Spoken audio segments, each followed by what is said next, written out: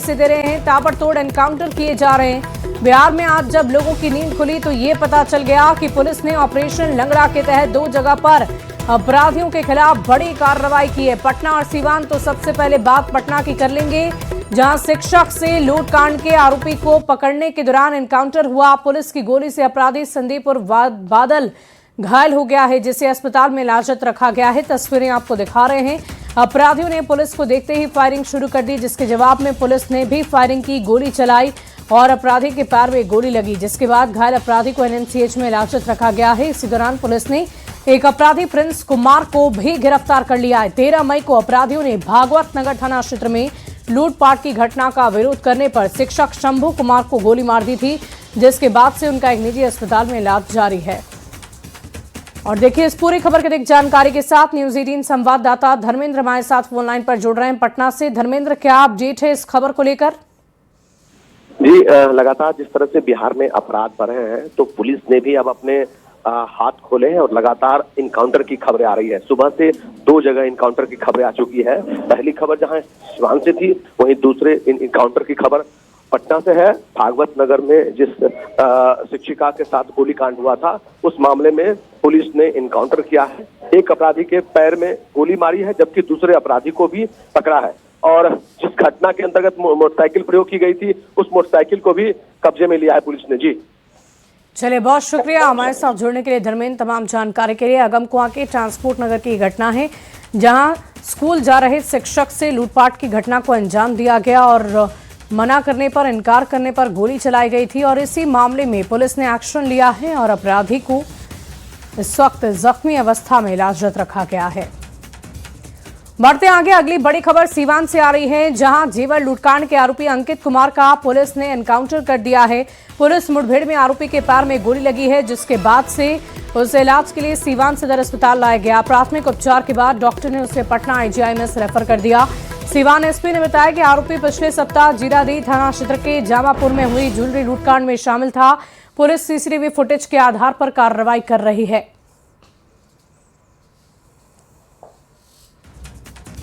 तो बदमाश अंकित कुमार भी एनकाउंटर में ढेर हो गया है। अपराधी के पैर में यहां पर भी गोली मारी गई है और उसके बाद फिलहाल उसे इलाजत रखा गया है। मामले में पुलिस लगातार एक्शन ले रही है।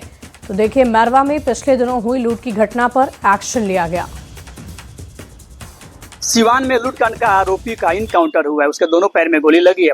सीवान सदर अस्पताल में प्राथमिक उपचार के बाद उसे पटना रेफर कर दिया गया है। सीवान एसपी पूरन कुमार झा ने बताया कि आज से 1 सप्ताह पहले जीरादेई थाना क्षेत्र के जामो में ज्वेलरी लूट हुई थी, उसमें ये आरोपी है। पुलिस को गुप्त सूचना मिली कि कुछ बदमाश मैरवा थाना क्षेत्र में एकत्रित हुए हैं। वहां पर जब पुलिस गई तो जब फायरिंग की गई, फायरिंग में जवाबी कर रही पुलिस की, तो अंकित कुमार को पैर में गोली लगी है। फिलहाल उसे इलाज के लिए पटना। सीवान में लूटकांड का आरोपी का इनकाउंटर हुआ है, उसके दोनों पैर में गोली लगी है। सीवान सदर अस्पताल में प्राथमिक उपचार के बाद उसे पटना रेफर कर दिया गया है। सीवान एसपी पूरन कुमार झा ने बताया कि आज से 1 सप्ताह पहले जीरादेई थाना क्षेत्र के जामो में ज्वेलरी लूट हुई थी, उसमें ये आरोपी है। पुलिस को गुप्त सूचना मिली कि कुछ बदमाश मैरवा थाना क्षेत्र में एकत्रित हुए हैं। वहां पर जब पुलिस गई तो जब फायरिंग की गई, फायरिंग में जवाबी कर रही पुलिस की, तो अंकित कुमार को पैर में गोली लगी है। फिलहाल उसे इलाज के लिए पटना रेफर कर दिया गया है। वहीं सीवान एसपी पूरन कुमार झा ने बताया कि इसमें और जितने लोग आरोपी हैं, उसे बहुत जल्द पुलिस गिरफ्तार कर लेगी। मृत्युंजय सिंह, न्यूज 18 सीवान।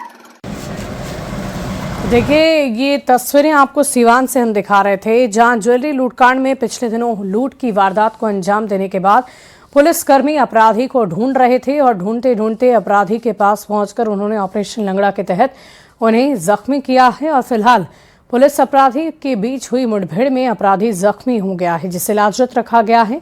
अपराधी के पैर में गोली लगी है। ये खबर आपको बता रहे हैं सीवान से।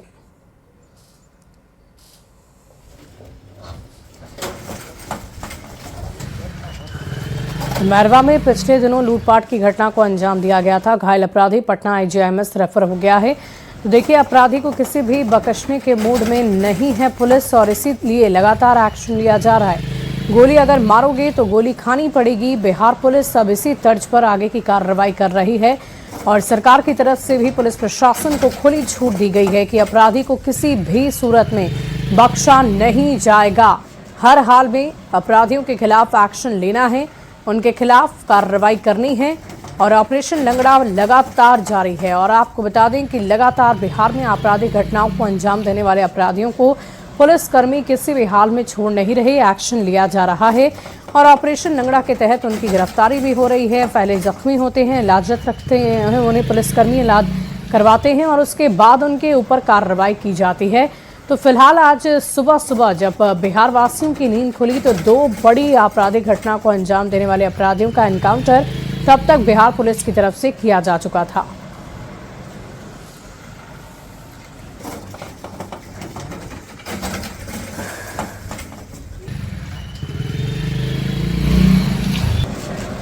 तो ये सुपर एक्सक्लूसिव तस्वीरें आपको दिखा रहे हैं। मैरवा में पिछले दिन लूट हुई थी, अब घायल अपराधी पटना आईजीएमएस से रेफर हो गए हैं। तो देखिए, बिहार में पिछले करीब 1 महीने में 8 एनकाउंटर हो गए। पुलिस के इस तेवर से अपराधी अब थर थर कांप रहे हैं। अपराध की वारदात को अंजाम देने से पहले कई बार सोच रहे हैं। और एक नजर अब डाल लेते हैं हाल के उन दिनों पर कि कब, कहां, क्यों और अपराधियों ने पुलिस ने गोली का जवाब गोली से दिया है।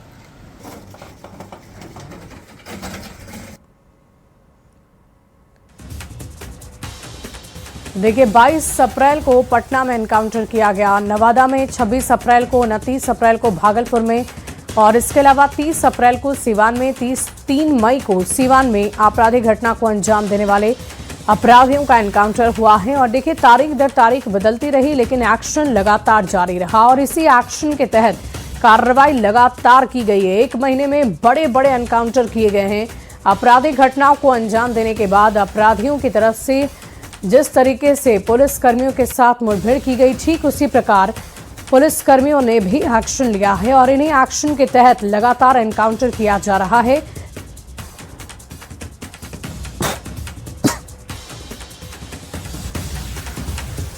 फिर आपको दिखा रहे हैं और तारीख आप देख रहे हैं, तारीख बदलती जा रही है लेकिन आपराधिक घटनाओं को अंजाम देने वाले अपराधियों का एनकाउंटर भी लगातार किया जा रहा है। और देखिए, बिहार में लगातार अपराधियों का एनकाउंटर जारी है और इसी बीच बीजेपी प्रदेश अध्यक्ष संजय सरावगी ने कहा कि अपराधी को समझाया नहीं जा सकता लेकिन जो भी अपराध करेगा उसे बख्शा भी नहीं जाएगा।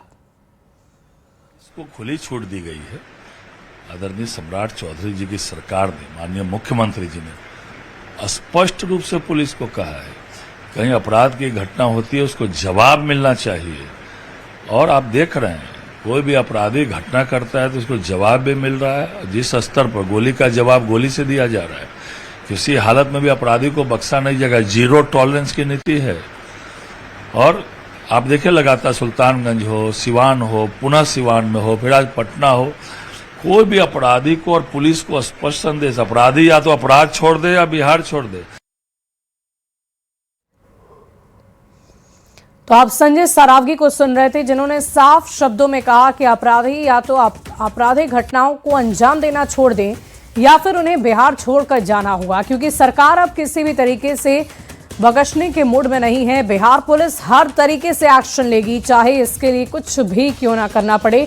और ऑपरेशन लंगड़ा लगातार जारी है। ऑपरेशन लंगड़ा के तहत लगातार आपराधिक घटनाओं को अंजाम देने वाले अपराधियों पर एक्शन लिए जा रहे हैं और इन्हीं एक्शंस के तहत अपराधियों का एनकाउंटर लगातार जारी है। और इसी बीच लखनऊ से एक बड़ी खबर आ रही है। खबर लखनऊ से है, जहां छपरा से गोमती नगर तक चलने वाली गोमती नगर एक्सप्रेस से एक महिला की लाश मिली है। ट्रेन में महिला की सिर कटी लाश मिली। महिला की उम्र लगभग 30 साल के आसपास बताई जा रही। स्लीपर कोच S1 में लाश मिली है। बताया जा रहा है कि रूटीन चेकिंग के दौरान कोच में एक लावारिस बॉक्स और एक बैग मिला था। बॉक्स में महिला की सिर कटी लाश का धड़ मिला। बैग में कटे हुए हाथ और पैर मिले हैं। 4 बाग रेलवे स्टेशन के पास जीआरपी ने एफआईआर दर्ज कर ली है। साथ ही इस मामले में जीआरपी ने जांच को तेज कर दिया है और 3 टीम का गठन किया गया है। करीबन 20 स्टेशन के सीसीटीवी फुटेज खंगाले जा रहे हैं ताकि शव ट्रेन में कहां और किसने रखा इसका पता लगाया जा सके। इस मामले के खुलासे के लिए 3 टीम बनाई गई है। शव की शिनाख्त कराने की कोशिश लगातार जारी है। तो यही वो बक्सा है जिसे आप देख रहे होंगे, जिसमें सिर कटी लाश रखी गई है। जांच के लिए 3 टीम का गठन हुआ है। फिलहाल पुलिसकर्मी लगातार जांच कर रहे हैं। और बैग को खोला गया तो बॉक्स के अंदर एक डेड बॉडी, जिसका धड़ केवल धड़ था, सर नहीं था, और हाथ पैर जो कि अलग पॉलीथीन में और बॉडी पॉलीथीन में पैक करके बॉक्स में थी, हाथ और पैक करके बैग में रखे हुए थे। जिसको यह एक महिला का शव है जिसकी उम्र लगभग 25 से 30 वर्ष के आसपास है, जिसे नियमानुसार पंचायतनामा भरके पोस्टमार्टम के लिए भेजा गया है। इस में चूँकि 100 का स्तर नहीं था, इसलिए इसकी पहचान अभी नहीं हो पाई है। पहचान का प्रयास किया जा रहा है। और देखिए इस पूरी खबर की अधिक जानकारी के साथ न्यूज 18 संवाददाता हमारे साथ ऋषभ मणि त्रिपाठी लखनऊ से जुड़ रहे हैं। ऋषभ, क्या कोई जानकारी आपके पास है कि अब तक इस मामले में पुलिस की तरफ से क्या एक्शन लिए गए और क्या महिला का किसी तरह का कोई संपर्क बिहार से भी निकल पाया है क्या? देखिए, अभी तक शव की शिनाख्त नहीं हो पाई है। पुलिस के पास धड़ है और उस शव के दोनों हाथ और दोनों पैर हैं, सिर नहीं है, लिहाजा अभी शिनाख्त होना संभव नहीं है। जब सिर हाथ में आएगा, पुलिस को हासिल होगा, शायद तब शिनाख्त हो पाए। बाकी कपड़ों के आधार पर उसकी शिनाख्त की कोशिश की जा रही है। छपरा से लेकर गोमती नगर के बीच में जो 19 रेलवे स्टेशन पड़ते हैं, उन सबके सीसीटीवी फुटेज भी खंगाले जा रहे हैं। बताया जा रहा है सबसे ज्यादा देर तक ये ट्रेन थावे जंक्शन पर रुकती है, जहां पर करीब 30 मिनट रुकती है, गोरखपुर में 10 मिनट और कप्तानगंज में 5 मिनट के लिए रुकती है। जो भारी सा एक बॉक्स है लोहे का और जो झोला भी है, ये माना जा रहा है उसको ट्रेन में रखने में कम से कम 3 से 4 लोग जरूर लगे होंगे और इसको S1 कोच में रखने में भी काफी समय लगा होगा। तो ये माना जा रहा है कि बिहार, गोरखपुर, कप्तानगंज या थावे रेलवे स्टेशन जहां पर ये ज्यादा देर तक रुकती है ट्रेन, वहां पर ये बक्सा और ये झोला रखा गया होगा, क्योंकि बाकी स्टेशन पर ये 2-2 मिनट के लिए रुकती है। लखनऊ तो क्या हम ये समझे इस बात से कि वाकई बिहार में ही इस वारदात को अंजाम दिया गया हो, बिहार की ही ये महिला हो और इस तरीके से उसे ट्रेन में चढ़ाया गया हो? देखिए, अभी ये कहना जल्दबाजी होगी। अभी सिर्फ इस बात का कयास लगाया जा रहा है, क्योंकि थावे में आधे घंटे के लिए रुकती है, कप्तानगंज में 5 मिनट के लिए, गोरखपुर में भी 10 मिनट के लिए रुकती है। तो पुलिस अधिकारी जो इन्वेस्टिगेशन में लगे हैं, उनका ऐसा मानना है कि इस बक्से को और इस झोले को चढ़ाने में काफी समय लगा होगा। तो जाहिर सी बात है, जिस स्टेशन पर ज्यादा देर तक रुकी होगी वहां पे चढ़ाना मुमकिन नहीं है। बहुत शुक्रिया हमारे साथ जुड़ने के लिए ऋषभ, तमाम जानकारी के लिए। और बढ़ते अगली खबर की ओर। बड़ी खबर बेगूसराय से आ रही है, जहां तेगड़ा प्रखंड स्थित आधारपुर के प्राचीन राम जानकी ठाकुर बाड़ी परिसर में भीषण आग लग गई और देखते ही देखते आग ने विकराल रूप धारण कर लिया। झोपड़ी नुमा घर इसकी चपेट में आ गया। आग में अनाज, कपड़े, अन्य जरूरी सामान जलकर खाक हो गए। सूचना मिलते ही दमकल की टीम मौके पर पहुंचती है, आग पर काबू पाती है। घंटों कड़ी मशक्कत के बाद आग पर काबू पाया गया। राहत की बात यह रही कि हादसे में किसी के हताहत होने की सूचना नहीं है, लेकिन तस्वीरें आप देख रहे हैं आग कितनी भयावह रूप से लगी है। समय रहते ही आग पर काबू पा लिया गया, जिससे एक बड़ा हादसा टल गया। बढ़ते आगे देखिए, शेखपुरा में प्रसव के लिए निजी अस्पताल में भर्ती एक महिला की मौत के बाद जबरदस्त हंगामा हुआ है। बताया जा रहा है कि पूरन कामा गांव की रीमा कुमारी की डिलीवरी के लिए पुलिस लाइन के पास स्थित एक निजी अस्पताल में उसे भर्ती किया गया। परिजनों का आरोप है कि ज्यादा ब्लीडिंग होने के बावजूद डॉक्टर और स्वास्थ्यकर्मी ने समय पर सही इलाज नहीं किया, जिससे महिला की मौत हो गई है। इस घटना के बाद अस्पताल में तनावपूर्ण स्थिति बनी हुई है। सूचना पर पुलिस टीम पहुंची है और मामले को सुलझाने की कोशिश की जा रही है। जांच के बाद कार्रवाई का भरोसा भी दिया गया है। इसे नहीं समझा, आपको बता सकता था ना। ये बोला सब ठीक है, सुबह डायरेक्ट बोला कि यह हो गया, ऐसे हो गया, कुछ बढ़िया थी। इसको नहीं आता देखने के लिए, इसको कुछ नहीं आता है।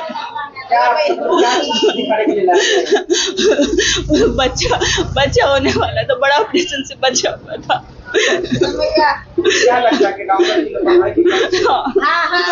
इनको नहीं था व्यवस्था, मेरे पेशेंट को नहीं लेते ना, कहा एडमिट लिए, जो बोले हम करते नहीं है। इसका लाइसेंस रद्द कर दीजिए, इसको कुछ नहीं आता, इससे तो एक पल्स कंट्रोल नहीं हो रहा था। इसे पूछे इसको पल्स कंट्रोल हो।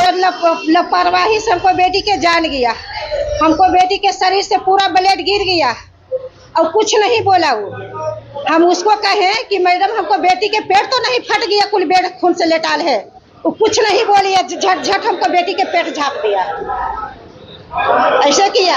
और उसके बाद वो लड़की भाग गई। यहाँ लाए थे बड़ा ऑपरेशन से बच्चा होने के लिए। हाँ, कौन हॉस्पिटल है? उतना हमको नामो नहीं आता है सर। बढ़ते आगे अगली खबर सासाराम से, जहां आज सुबह अचानक पैसेंजर ट्रेन की एक बोगी धू-धू कर जल उठी है। जब तक कि लोग कुछ समझ पाते, रेलवे और प्रशासन हरकत में आता है। पूरी बोगी धू-धू कर जल उठती है। Sasaram Patna fast passenger train की यह घटना है। प्लेटफॉर्म संख्या 6 पर यह ट्रेन लगी हुई थी और तभी अचानक ट्रेन की बोगी से आग की लपटें उठने लग जाती है, जिसके बाद स्टेशन पर हड़कंप मच गया है। आनन फानन में बदला, वहां पर दमकल की टीम पहुंचती है और इस मौके पर काफी समय के बाद आग पर काबू पाया जाता है। राहत की बात यह रही कि किसी को किसी भी तरह का नुकसान नहीं पहुंचा, लेकिन पूरी बोगी जलकर खाक हो गई है। तस्वीरें आपको सुपर एक्सक्लूसिव दिखा रहे हैं। बताया जा रहा है कि शॉर्ट सर्किट की वजह से आग लगी थी, जिसके बाद आग पर काबू पा लिया गया। द बर्निंग ट्रेन की ये 2 तस्वीरें आपकी टीवी स्क्रीन पर है। पैसेंजर ट्रेन की बोगी में आग लग गई है, पूरी बोगी जलकर खाक हो गई है। अगलगी के दौरान की तस्वीर और आग बुझाने के बाद की तस्वीर, दोनों ही तस्वीरें आपको दिखा रहे हैं। दमकल कर्मियों ने फिलहाल आग पर काबू पा लिया है और लगातार इसके खिलाफ एक्शन भी जारी है। इस ट्रेन में बहुत लग चुकी है, लेकिन यहाँ पे बढ़ते आगे, मुख्यमंत्री सम्राट चौधरी ने प्रशासनिक व्यवस्था को दुरुस्त करने के लिए अधिकारी और भ्रष्ट बाबुओं पर बेहद सख्त रुख अख्तियार कर लिया है। सरकार ने यह स्पष्ट कर दिया है कि जनता के कार्यों में लापरवाही, लेट लतीफी या भ्रष्टाचार करने वाले अधिकारियों को किसी भी कीमत पर बख्शा नहीं जाएगा। कल यानी कि 19 मई से मुख्यमंत्री सहयोग शिविर करने जा रही है शुरू, और पहले दिन कल सोनपुर में शिविर लगने वाला है। और इस शिविर में जो भी शिकायत आएगी 30 दिन के भीतर इसका समाधान अधिकारियों को करना ही होगा। अगर वो ऐसा नहीं करते हैं तो 31वें दिन उन्हें दोषी या जिम्मेदार अधिकारी पर बड़ी कार्रवाई करते हुए निलंबित कर दिया जाएगा। तो देखिए, इस वक्त की सबसे बड़ी खबर आपको बता रहे हैं। मुख्यमंत्री सम्राट चौधरी ने प्रशासनिक व्यवस्था को दुरुस्त करने के लिए अधिकारी और भ्रष्ट बाबुओं पर बेहद सख्त रुख अख्तियार कर लिया है।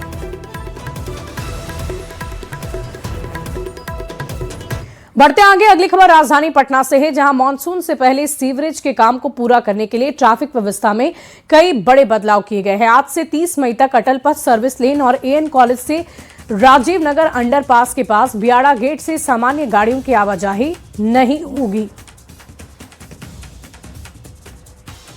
और आवास विभाग इस मानसून में कोई भी गड़बड़ी बर्दाश्त करने के बिल्कुल भी मूड में नहीं है। विभागीय मंत्री नीतीश मिश्रा ने साफ तौर पे कहा है कि 1 महीने में जो भी अधूरे काम है उसे पूर्ण किया जाए, ताकि मानसून में किसी को तकलीफ ना हो। और उसके मद्देनजर राजधानी पटना में बड़े स्तर पर जो काम है वो पूरे किए जा रहे हैं, और उसी के मद्देनजर अटल पथ का जो सर्विस रोड है उसे बंद कर दिया गया है।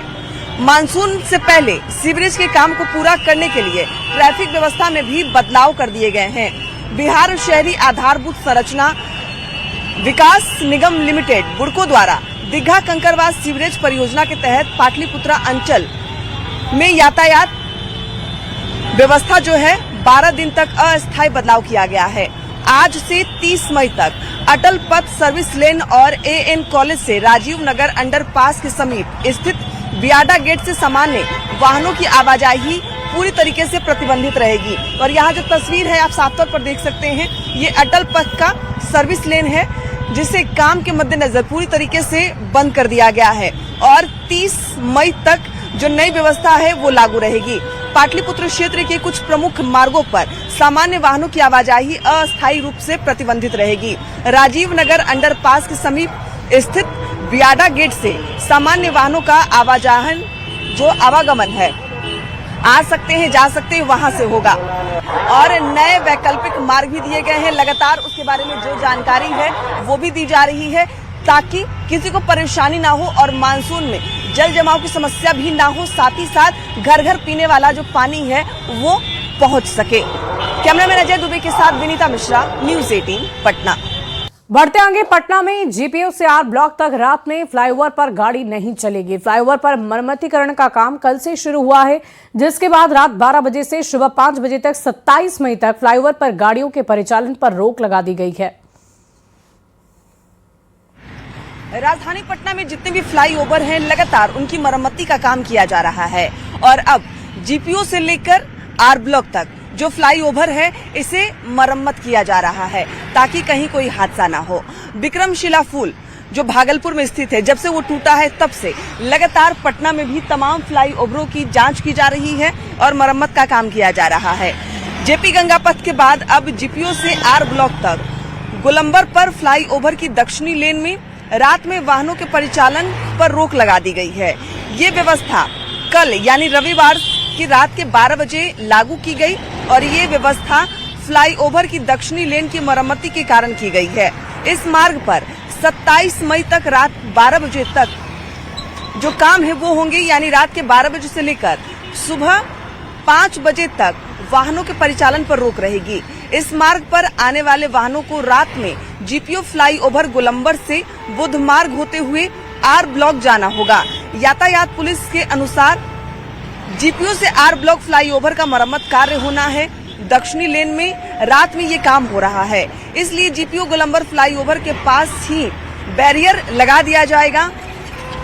फ्लाईओवर पर 760 मीटर सड़क जर्जर हो चुका है और उसके कारण जो रूट है वो डाइवर्ट किया जा रहा है, यानी मरम्मती के मद्देनजर रात के 12 बजे से सुबह 5 बजे तक जो मार्ग है वो बंद रहेगा। यानी कल से रविवार से लेकर 27 मई तक जो फ्लाईओवर है उसका दक्षिणी मार्ग रात के 12 बजे से सुबह 5 बजे तक बंद रहेगा ताकि मरम्मत का कार्य पूर्ण किया जा सके। कैमरामैन अजय दुबे के साथ विनीता मिश्रा, न्यूज़ 18 पटना। और फिलहाल इस बुलेटिन